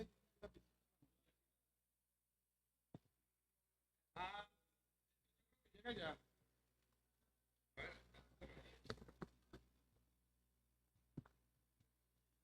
Aló, aló. William. Bueno, muchas gracias. Tú me has dado, como decimos en Colombia, papayita para lo que te voy a preguntar, pero más para que me ayudes. Tú sabes, bueno, primero yo me llamo Luis Darío Bernal Pinilla, soy un venezolano nacido en Santa Fe de Bogotá, soy abogado, pero le juro que no lo vuelve a hacer. Eso fue un pecado de juventud. Y quiero preguntarte lo siguiente, resulta que todos los días mis amigos de la izquierda colombiana me llaman y todos están dudando que si traición, todo lo que tú has dicho, yo les he contestado, pero quería una contestación inteligente como la tuya. Pero quiero hacerte una pregunta. El señor Bolívar, del cual soy enamorado desde niño, porque tuve un tío que me hablaba mucho de Bolívar, ¿sí? No pudo hacer lo que hizo si no fue por la unión de los pueblos. Colombia está igualmente amenazada como Venezuela. Petro le ha dicho a Trump hasta lo que tú ya sabes, correcto. Entonces, si no nos unimos, Colombia y Venezuela por lo pronto, México y Brasil por lo pronto, esto no va a funcionar. ¿Hay algún elemento en la política en este momento de Daisy y toda esta gente para afincar esto? Tú sabes que ya se creó el grupo de los tres, México, Brasil y Colombia, pero hay que meter a Venezuela. Hay unos mínimos resquemores entre Petro y acá, pero son tonterías. Tú sabes ya lo que es Petro, ¿correcto? Entonces, ¿sabes de algo que se esté desarrollando para unir estos pueblos, sobre todo Colombia y Venezuela, que somos uno solo. Gracias, Diego. Muy buena pregunta. Obviamente tu respuesta concreta no la tengo, pero sí señalo dos cosas ahí en tu reflexión, que es muy importante, ¿no? Lo dijo Chávez, lo dijo 1000 veces el presidente Nicolás Maduro. Obviamente el escudo frente a esta avanzada, el corolario Trump o la doctrina Donro o todas esas locuras que están desde el norte, evidentemente tiene que ser un proceso de unión. Ya no hablamos ni siquiera técnicamente de integración. La integración tiene una cantidad de vainas, se basa en el comercio fundamentalmente, y ahí hay una cantidad de problemas históricos acumulados. Evidente va a depender también, respetando el principio de no intervención y no injerencia en los asuntos de cada país, en la dinámica de los procesos populares en cada país. Porque nosotros hemos tenido un respiro con la presidencia de Gustavo Petro, digamos, un respiro ahí en la frontera, pues, dentro de lo que podemos hablar de Petro, que personaje, sí, o sea, si no lo hubieran creado, habría que crearlo, pero, pero Petro es un personaje especial, tiene un gran mérito histórico de haber enfrentado a la oligarquía colombiana, de haber llegado por la paja a la presidencia de Colombia. Lo están bombardeando de todos lados, lo están empezando a bombardear a Claudia Sheinbaum, que tiene 60 y pico % de apoyo popular, casi 70%. Y con Brasil, que es, digamos, el gran actor regional, obviamente hubo un trabajo de zapa de tiempo para ir separando a Brasil de Venezuela. Porque todo se centró en Venezuela, en aislar diplomáticamente a Venezuela, usaron de excusa las elecciones del 28 de julio, ya no tenían excusa. Entonces les apareció el comodín del 28 de julio y las actas, el comodín de las actas. Y lamentablemente ahí, tanto Petro, no Claudia ni AMLO, por supuesto que han sido muy respetuosos de eso, pero sí Lula y Petro nos hicieron bastante daño, digamos, desde el punto de vista político, debilitaron la legitimidad que le había dado el pueblo venezolano, porque es cuando un hermano tuyo te empieza a criticar. O sea, si una familia de afuera ve a tu hermano formando tu país y dice, hay algo pasa en esa familia, ¿verdad? Es lo menos que piensa. Pero si ese hermano tuyo te está diciendo, haz elecciones, que te robaste las elecciones, bueno, la gente dice, bueno, si se lo está diciendo el hermano de Colombia, el hermano de Brasil, es porque pasa. Eso ya pasó y es la historia, ¿no? Pero digo, tú me preguntas, día. Ah, sí. Así. Así es. Claro. Pero lo que iba a la respuesta, porque es que cuando la presidenta encargada dice, el instrumento es la diplomacia, no es solo la hace Estados Unidos. Es evidente que con la Unión Europea hay una apertura diplomática, un proceso, ¿verdad? Van a venir ya algunas embajadas, van a reunir. Eso es importante para darle sostén y sostenibilidad y gobernabilidad. Hay que hacerlo con Colombia. Bueno, Colombia va a un proceso este año que no sabemos qué va a pasar allí. Para nosotros sería terrible que vuelva un ultraderechista al gobierno de Colombia. Es decir, para nosotros siempre será mejor tener a Petro, con quien podemos hablar, o tener a Lula, que tener a la ultraderecha bolsonarista o a okay. Ojalá, de verdad, porque nosotros queremos seguir construyendo la unión política con Colombia y con Venezuela, entendiendo las limitaciones de cada quien. O sea, nosotros no le podemos pedir a Petro que él se comporte como un jefe de calle. También hay que advertirle a veces cuando se le va al yoyo, porque, o sea, Petro hizo, por ejemplo, ustedes lo saben, publicó una lista de supuestos sitios bombardeados falsos. Publicó la muerte de Juan Escalona. Es el presidente de Colombia, él también tiene que administrarse ahí en las redes sociales. Es decir, porque eso sale al mundo y después nadie lo verifique. El presidente de Colombia dijo que había pasado esto en Venezuela. Si lo dice el presidente de Colombia, el presidente de una nación, tiene más peso que si lo dice un colombiano cualquiera o si lo dice un medio de comunicación, que es más fácil responder.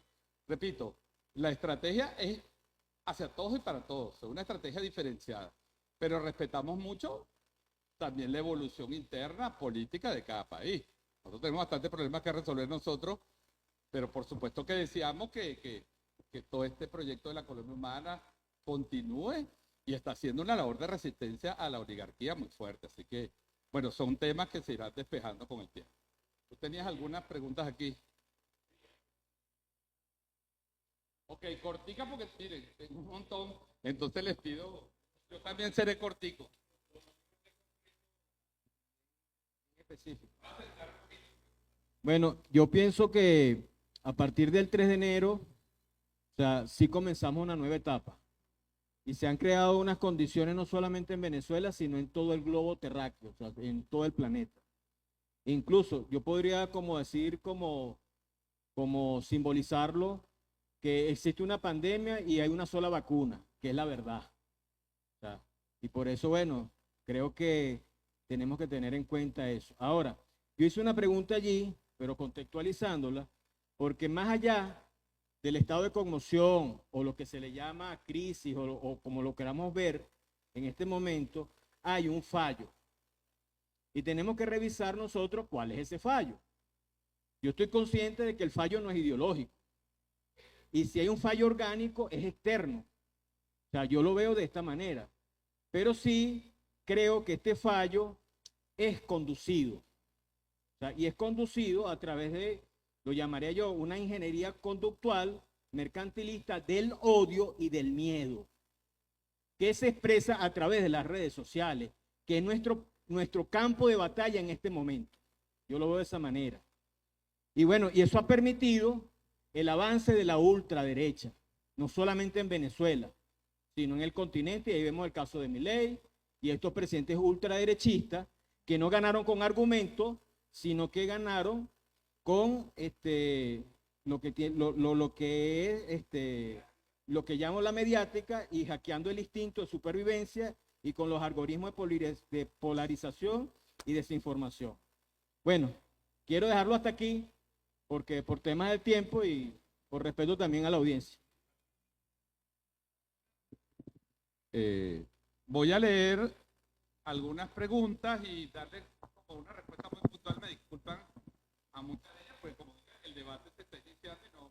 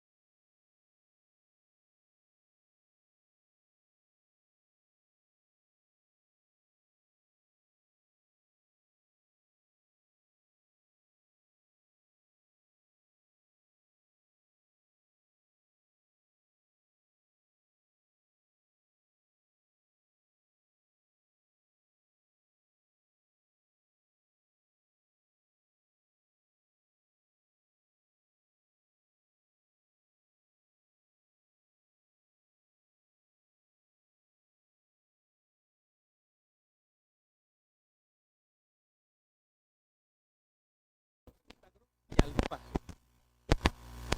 Pero mi mujer me engaña. Sí.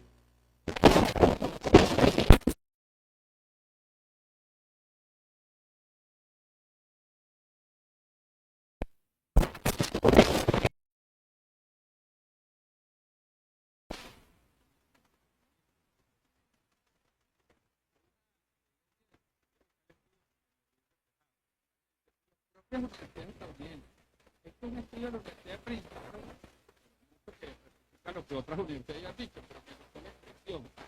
Ellos asimilan a los proyectos académicos es que se puede asimilar el consumo o la explotación del tiempo de vida de los seres humanos sociales como un fracking de la conciencia. Es decir, el fracking es este modelo que rompe la tierra, la piedra, e inyecta unos gases que hacen que explote la piedra y salga petróleo. Y extrae petróleo. Se dice, las redes sociales fracturan la conciencia.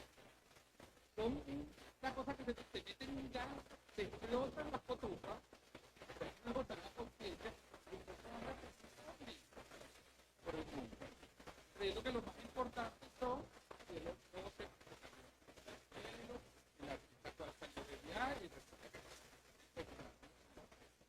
cuando llegas a la base y llegas a la realidad, las redes sociales te dicen culpa a Maduro, culpa de mira que tú te vas a ver la vida de los ricos. Muy estamos aquí,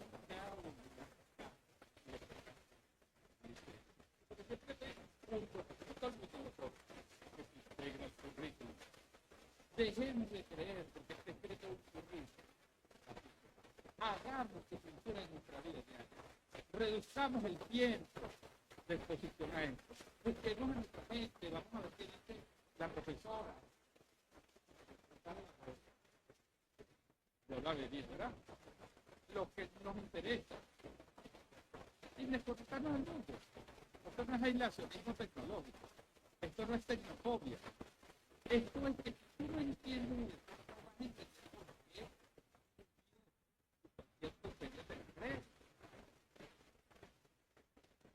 Empieza ahí, pero el Estado tiene obviamente una responsabilidad en la educación, en la educación, los educadores, etc. Y lo mismo pasa con la inteligencia artificial. Para usar la inteligencia artificial hay que ser algo inteligente. Porque la gente que no piensa no puede delegar lo que no hace el mismo en una máquina. Que es rápido, sí. Que te responde cosas que a ti te tomarían que decir, pero si tú eres inteligente y tú la usas bien. Si no, eres un instrumento de ella también. Esto lo podemos hablar otro día, pero es un tema que en relación a la política interna, en el caso de que no devuelvan al presidente Maduro, bueno, este escenario no es por evasionismo, ¿no? Yo no me lo planteo ahorita de que no devuelvan al presidente Maduro, pero la verdad es que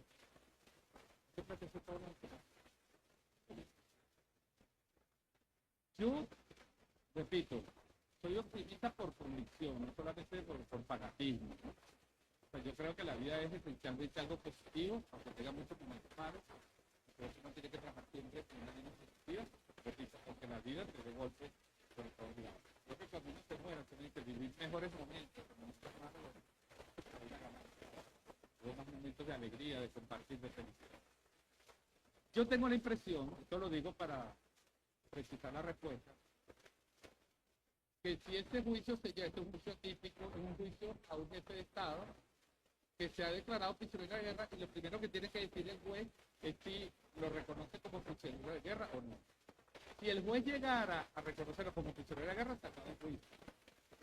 No habrá juicio. Eso es difícil en este momento. Hay unos analistas más profundos que yo, el juez es judío ortodoxo. Los judíos ortodoxos no solo que rechazan, odian. Por eso rechazan el Estado de Israel. Los judíos ortodoxos dicen, los israelitas no deberíamos gobernar por la Torá, no por un Estado. Bueno, eso son los feos que vienen de eso. ¿Qué quiero decir con esto? Que lo he leído toda la noche. Bueno, que es un tipo que ha sido muy duro en general con el narcotráfico, porque jugó a Juan Orlando Santos. Pero es verdad que todo el mundo sabe que este juicio contra Venezuela, aliado de Estados Unidos. Era un aliado que descubrieron con grabaciones que se presentaron diciendo, vamos a meterle droga a estos gringos de mierda. Vamos a inundar de droga a los Estados Unidos. El aliado de Estados Unidos. Una sola prueba. En todo el mundo. Lo único es el testimonio que se llama el Pollo Carvajal. Un juicio a un presidente está montado por un testimonio de una persona que dirigió la inteligencia venezolana cuando Chávez, y que no nombra nunca en su testimonio a Nicolás Maduro. Él era diputado. Es decir, Nicolás Maduro es jefe del cartel de drogas desde que era diputado. Bueno, tiene que saber una parte. Porque ya ellos mismos dijeron que el cartel no existe. En la acusación actualizada del fiscal, él tuvo, la acusación es del 2020, pero el día después que llega el presidente secuestrado a Estados Unidos, el juez lo llama y dice que usted tiene que actualizar su acusación del 2020. Usted tiene un nuevo elemento. Y en la acusación, en el 2020 decía que Nicolás Maduro dirigía el cartel de los solos. En este documento dice que Nicolás Maduro dirige una cultura de la corrupción. Como una vaina de él. Y sus testimonios concretos dicen, hubo un vuelo de Venezuela a Estados Unidos en el 2015. Pero a Estados Unidos no, a México. Entonces, claro, los abogados, yo voy a decir, el otro abogado del presidente de lo mejor que puede haber en Estados Unidos. Entonces tenemos buenos abogados, tenemos un caso sin prueba, un caso insustancial. No estoy diciendo que no confíe en la justicia de Estados Unidos, porque los jueces los nombra todo el presidente. La Corte Suprema la nombra todo. Y el fiscal lo nombró Tron hace un año. El fiscal que está acusando a Nicolás y Arcilia no es experto penal, no es experto en drogas, es un fiscal de Wall Street, de finanzas, de delitos financieros. Repito, si el juicio fuera mediana, yo no digo justo, si el juicio fuera medianamente racional, no hay forma ni manera que se pueda nada contra él, porque no han hecho nada. Por la sencilla razón de que no han hecho nada, ni siquiera hay pruebas forjadas. Un audio de inteligencia artificial, no hay nada. Entonces, nosotros somos optimistas con relación al proceso de guerra, entendiendo que es un proceso político, un proceso de guerra, y va a depender. Por eso creo que si en algún momento se una especulación mía, este juicio se le pudiera enredar a Trump en medio de una campaña electoral, que lo use como este elemento de cambio para una negociación política y nosotros podamos, sin que se llegue a juicio, lograr que no lo devuelvan, que lo liberen. Pero repito, no soy experto jurídico, no soy abogado, somos los elementos que son públicos y que ellos mismos ya están diciendo. Hoy la percepción es más débil, y en el caso de Silvia es peor, porque esto no se ha dicho mucho, pero Silvia no está nombrada en el expediente del 2020. ¿Por qué están acusando a Silvia? Porque Silvia se agarró de Nicolás y dijo, me voy con él o nos matan a los dos. Entonces había que meterle, mientras iban volando, le inventaron unos crímenes. Entonces incluso, en términos jurídicos, podría haber la posibilidad que Silvia salga porque no está acusada como un juicio que se lleve por paso, porque lo de ellos es todavía más insustancial. O nos matan o nos matan. Bueno, ya está, a ver qué pasa. Es una barbaridad, es una atrocidad jurídica lo que se ha hecho para justificar su política que es el caso de la Venezuela, que no lo logra, ni le van a lograr. Pero bueno, si se llama elecciones para las pruebas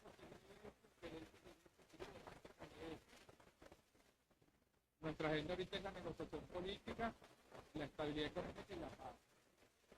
No estoy en la grupo de negociación, creo que Jorge Rodríguez me podría hacer esa pregunta en algún foro, porque seguramente me va a hablar con más propiedad de él.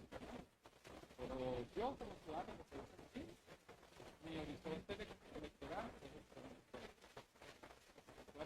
ya.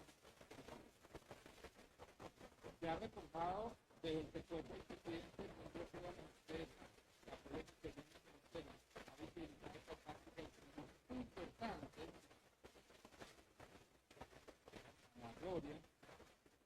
Nosotros nunca, en Venezuela hicimos nunca lo hemos pasado.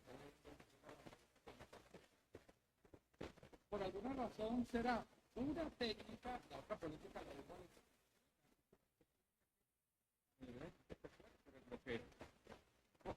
ahora que van a volver su presidente, pero van a volver su presidente, y pensionistas los voy a sacar aquí en Venezuela. Pero yo estoy diciendo que en una negociación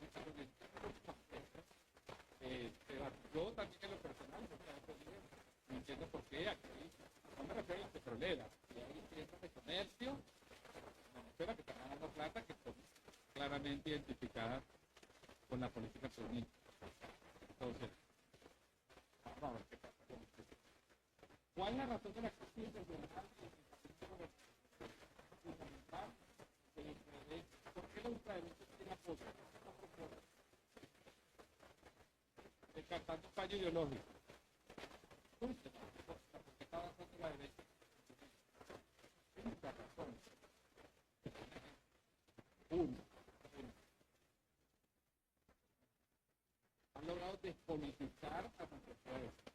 Esto despolitiza, ahí crea armonía social, armonía política, soledad individual. Eso aumenta los suicidios de los jóvenes. En el mundo están aumentando los suicidios de los jóvenes, pero tú lo ves pegado aquí, pero están solos. Uno en el barrio salía a jugar pelotica de goma, fútbol. Siempre estaba lleno de amigos, de gente. Bueno, mi mamá iba con la correa. no lavaste los poros y te da 3 correas y bueno, pues una parte por ti, olvidar, yo soy interrogar. Pero estabas haciendo vida. Esto no es vida. Aquí se está viviendo. Aquí estamos solos con un algoritmo que nos está diciendo. Eso tiene impacto psicológico, psicosocial y por supuesto impacto político. Pero digo, sería un tema para debatir. ¿Cómo afecta la agresión contra Venezuela a todos los pueblos del mundo, en especial a los mexicanos? Bueno, cuando era vicepresidenta, ella lo dijo muchas veces. La agresión a Venezuela es una agresión contra los pueblos del Caribe. ¿Sí? Piensen que nada más que hasta diciembre habían muerto habían asesinado 108 personas en el Caribe y el Pacífico. Desde octubre dejaron de hacer operaciones en el y todo el resto de las operaciones fueron como a dejar. Ya hasta para bajar la defensa. Pero todavía no se sabe si uno de esos 108 personas que no se publica. Se sabe que la mayoría de los colombianos, que todo el mundo sabe, podría haber algunos caribeños que viven del contrabando.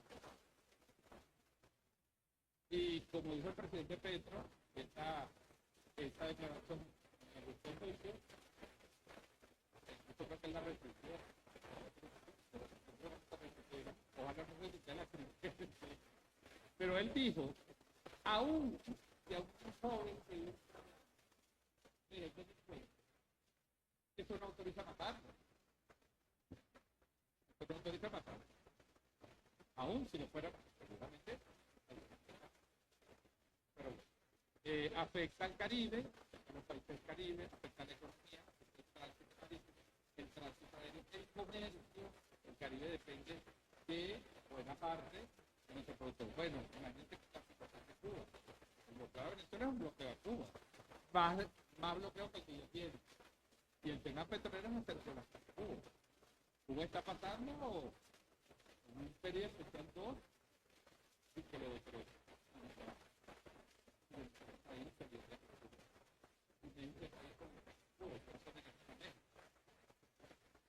Entonces, esto está afectando a otros pueblos. ¿Qué pasa si matan al presidente? ¿Estaríamos derrotados? Bueno, yo no quiero ni especular sobre si repito, creo que ellos tenían varios objetivos y no se les cumplieron todos. Se les cumplieron uno que era llegar a casa. Creo que el objetivo era descabezar al Estado. Vicepresidenta, padrino. Creo que la operación era, porque si ellos lograban descabezar el Estado, ahí se podía hacer una crisis social, un enfrentamiento callejero y una crisis que diera lugar a justificar la intervención. No se les dio el escenario y no se les va a dar. ¿Hasta cuándo aguanta el decreto de conmoción? El 90 días en el Ministerio del Pueblo. El gobierno nunca ha bajado la guardia. ¿Qué pasa aquí? Bueno, yo hablé de eso que pasa aquí, lo que yo creo que pasa aquí. Ya lo dije. Y bueno, el decreto de conmoción era una cosa para darle a la gente que esté tranquila, que ve más cabalas, que ve más vigilancia, pero la vida del país está mal. Repito, es que a veces le creemos más a lo que está escrito que a lo que vemos en el. Pero obviamente se está tomando medidas en las fronteras, en ciertas partes, bueno, reforzar la vigilancia, la seguridad del territorio, que es normal. La vida social está como, la vida económica está mal. Así que el nombre es muy fuerte, conmoción. Yo creo que vamos saliendo de esta conmoción. Entonces, estamos preparados para una política. Yo no soy ministro de la defensa, porque lo dije en mi exposición. A veces preguntamos a qué pasa. Que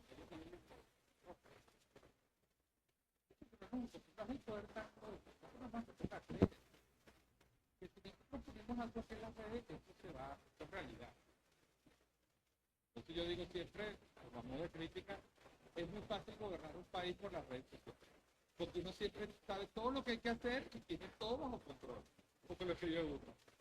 Si se hace esto, si se mueve esto, si se cambia a fulano es el que no me gusta porque es mi gusto. Si también toma estas decisiones, se resuelve todo el trabajo. Pequeña diferencia con la vida real.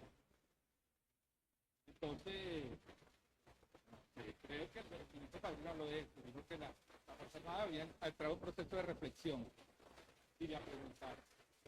Y tiene que hacerlo y eso es responsabilidad, está bien que lo haga. El secuestro del presidente Maduro de Siria fue un chantaje en serio para tener un gobierno tutelado. A mí no me está, aprovecho otra vez y ya lo repetí, pero no compren esta basura del gobierno tutelado. Es una forma de inquina política, de sembrar división, de explotarnos el pueblo. Y no hay ninguna tutela de nada. Y la realidad está en los hechos. Que Trump dijo, que es lo que pasó con una compañera venezolana.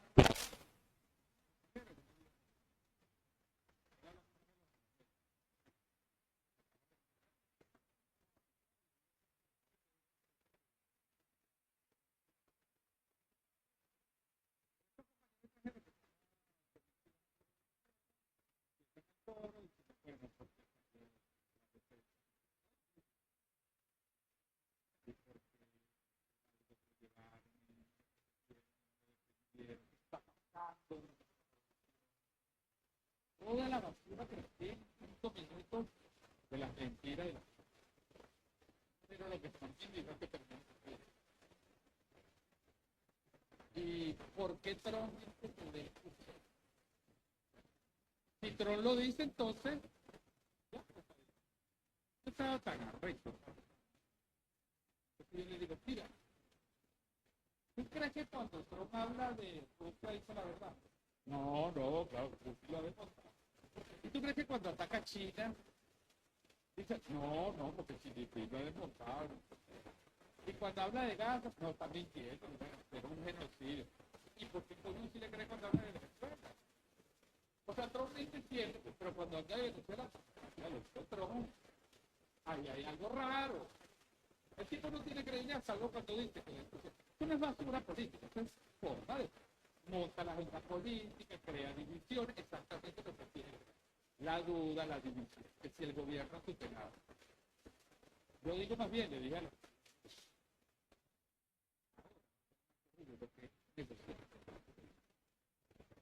Va a trabajar. Te lo digo. Que tengo 10 años trabajando con él. Ahora vas a ver lo que es. Este es otro que ellos se dieron cuenta, lo admitan, no. Que estas falsas percepciones, a veces también los presidentes, no solo a los aliados, a los amigos, a los diferentes, también ellos se dieron cuenta como que los tipos como que se están unidos, ¿no? La oposición tiene 25 años diciéndole que están a punto de dividir. Porque la oposición ya renunció a decir, mire, que nosotros somos líderes acá. La oposición ya renunció a decir, la oposición lo que le queda es, pues ya está mismo, y ustedes nos ponen, y además nos ponen a la silla para que nos protegen, ¿no entienden? Vamos a votar. Entonces se dieron cuenta que aquí hay la unión cívico-militar no es discurso, la lealtad para nosotros es un concepto político, la lealtad es un concepto político, no es solamente una fe. Yo estoy leal a mi Dios, una casa, que me ayudó, o una medicina. Sí, hay que agradecer, hay que ser agradecido en la vida. Pero la lealtad para nosotros va a actuar bien con el sistema material. Somos leales porque creemos en el proyecto. Y compartimos el proyecto, sus problemas y sus logros. Pero hay que compartir, ¿no? Sus equivocaciones que las tenemos. Hay que compartirlas tanto como nos alegramos cuando hay un gran logro social, instituciones, proyectos morales. Entonces no podemos alegar cuando recibimos algo, cuando la revolución va a hacer una cosa, y nosotros somos hipercríticos cuando la revolución tiene problemas. Pero repito, no pretendo agotar las dudas. Eso no es van a agotar. Se abre un portal de reflexión necesario, y espero que todos podamos aprovechar para hacer un país mejor, para para sostener la convivencia y sobre todo la marcha económica. Se nos olvida que Nicolás Maduro dijo en 2018, voy a lanzar un plan económico. No va a ser fácil, él dijo, en 3 o 4 años estaremos a ver los resultados. 2018. Y los resultados se están a ver en 2022.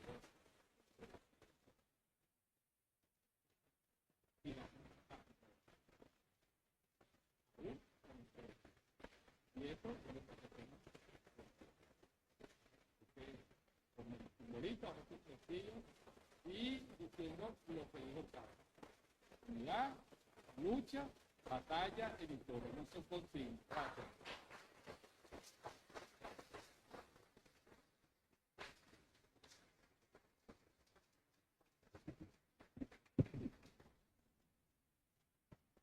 Bueno,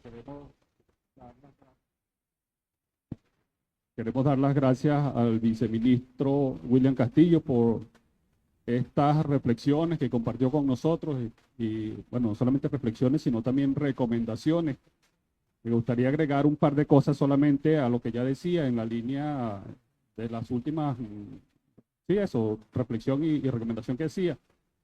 Recomendar el artículo del profesor Gregorio Pérez Almeida, que está en el blog del CIN, que hace un análisis justamente de un video que se llama Saturación, que es con respecto a las estrategias del presidente de los Estados Unidos fundamentalmente para saturar las redes sociales con declaraciones, con mensajes en sus redes sociales, etcétera, etcétera, justamente con la intención de dividir, de inmovilizar, de paralizar a todos los venezolanos y venezolanas y no prestarnos en todo caso para ese juego, no, como decía la presidenta encargada, el enemigo no descansa, que no nos convirtamos nosotros en instrumentos del enemigo justamente para debilitar y para atacar a Venezuela. Lo otro que también quisiera agregar, también en el marco de ese optimismo al que nos invitaba el viceministro y además reforzando las palabras de la presidenta encargada cuando decía que estábamos en plena ofensiva diplomática, recordar que el gobierno nacional y en ese momento el presidente Nicolás Maduro prometió que traeríamos de vuelta a Maykelis Espinosa y cumplimos. Como país, cumplió el presidente, trajo a Maykelis Espinosa, después prometió que traeríamos a los 232 venezolanos que habían sido secuestrados en el SECOT y también cumplimos, también llegaron aquí y bueno, fue una gran alegría para todo el país y en particular para las 232 familias de esos muchachos que estaban allí secuestrados. Alex Saab también, después de un proceso también que además encabezó el presidente de la Asamblea Nacional, también regresó a Venezuela y yo estoy seguro que así como estamos nosotros en esta campaña permanente para que nos devuelvan al presidente Nicolás Maduro y a su compañera, a su esposa, la diputada Cilia Flores, nosotros también vamos a lograr que pronto tengamos aquí en Venezuela con nosotros a la pareja presidencial, como decía el viceministro. Y finalmente, invitarlos a que nos acompañen todos los miércoles sobre todos estos temas que quedaron pendientes en el aire y sobre otros temas además en esta terrible coyuntura que nosotros estamos atravesando actualmente desde las distintas perspectivas que se han planteado algunas aquí, algunas ha dejado el viceministro como allí a punto para que sean desarrolladas más adelante. Nosotros vamos a estar aquí en este mismo espacio todos los miércoles a las 10, también desarrollando actividades similares con reflexiones, con comentarios, con conversaciones, escuchando lo que nos quieren decir los expertos, pero también especialmente escuchando todo lo que nos quieren decir ustedes. Entonces, bueno, la invitación es muy cordial para que nos acompañen todos los miércoles en ese caso y también, por supuesto, invitarlos a que lean también los miércoles la columna del Centro Internacional Miranda, en la cual los profesores y trabajadores del Centro Internacional Miranda también comparten sus reflexiones, como esta que les dije el día de hoy de la profesora Anabel Díaz H. Así que, bueno, a todas y a todos ustedes, al viceministro nuevamente y, bueno, invitar a los compañeros del Centro Internacional Miranda que le hagamos entrega al viceministro, por supuesto, de su reconocimiento para honrar su participación con nosotros el día de hoy.